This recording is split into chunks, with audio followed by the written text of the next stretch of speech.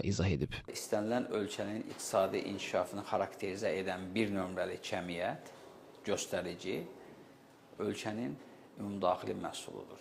Ötən il ölkəmizdə ümumdaxili məhsulun artımı 4,1% olmaqla qeydə alınmışdır ki, bu da kifayət qədər yüksək göstəricidir. İqtisadi inkişafı ikinci xarakterizə edən parametr bilavasitə bu ÜCM-in adam başına düşən payıdır ki, bu da 12 min manatdan bir qədər yuxarı səviyyədə formalaşdırılmışdır ki, bu da artım dinamikası və həm nominal, həm də real ifadədə kifayət qədər ciddi bir göstəricidir. Digər bir istiqamət olaraq, deməli, investisiyanın ölkəmizdə artım tempidir ki, ÜCM-də deməli, kapital qoyuşları, ümumiyyətlə investisiya fəaliyyətinin xüsusi çəkisi 20-30% civarında formalaşmışdır. Dördüncü bir istiqamət olaraq biz bir mənalı şəkildə kredit qoyuluşlarını, iqtisadiyyata kredit qoyuluşlarını qeyd edə bilərik ki, bunun da həcmində biz son dönəmlərdə daha ciddi artım dinamikası müşahidə edirik. Yəni, hansı istiqamət üzrə baxmış olsaq, biz görərik ki, bu istiqamətlər üzrə artım dinamikası müşahidə edilir. O cümlədən də bu dinamika 2025-ci ilin, yəni hazırki ilin ilk 4 ay ərzində də nümayiş etdirilməkdədir. Hətta ticarət dövriyyəsində belə çox önəmli bir artımlar müşahidə edilir. Son 5 ildə Azərbaycanda qeyri-neft-qaz sektoru 25,9%, qeyri-neft-qaz sənayesində yaradılmış əlavə dəyər isə 1,5 dəfə artıb. Təbii ki, bu işdə Azərbaycanın işğaldan azad edilmiş ərazilərində görülən işlərin də xüsusi rolu olub.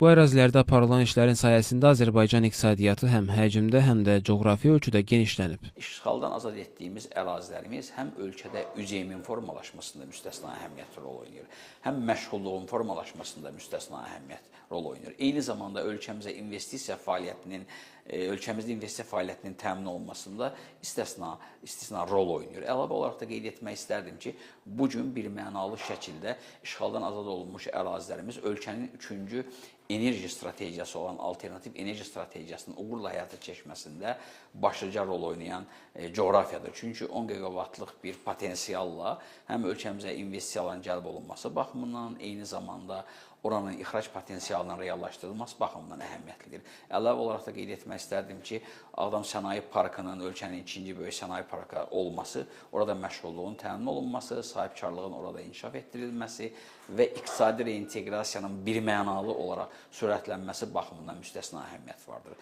Bir haşiyə çıxaraq əlavə olaraq qeyd etmək istərdim ki, məsələn, bu gün baxın ölkəmizdə ələt azad iqtisadi zonası fəaliyyət göstərir. Sənaye parklarının rezidentləri 10 il müddətinə əmlak, torpaq, gəlir və ya mənfəət vergisindən azad edilir. Həmçinin istehsal məqsədi ilə idxal olunan texnika, texnoloji avadanlıq və qurğular da əlavə dəyər vergisi və gömrük rüsumlarından azaddır. Hazırda Azərbaycanda mövcud olan 9 sənaye parkının ikisi azad edilmiş ərazilərdə yerləşir. Bunlardan Ağdam Sənaye Parkı artıq rezident sayına görə ölkədəki sənaye parkları arasında ikincidir.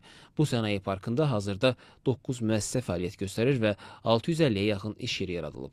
Vacib nəqliyyat qovşaqlarının üzərində yerləşən Araz Vadisi İqtisadi Zonası Sənaye Parkında isə 100-ə yaxın iş yeri yaradılıb. Təbii ki, bütün bu uğurlu göstəricilər ölkədə sahibkarlıq mühitinin münbitləşdirilməsi istiqamətində atılan addımlar sayəsində mümkün olub. Ölkəmizdə sahibkarlıq mühitinin inkişaf etdirilməsi, yəni mühitin təkmilləşdirilməsi və sahibkarların dəstəklənməsi üçün bir çox mexanizm və dəstək alətləri bu gün mövcuddur və təkmilləşdirmə istiqamətində bu getməkdədir.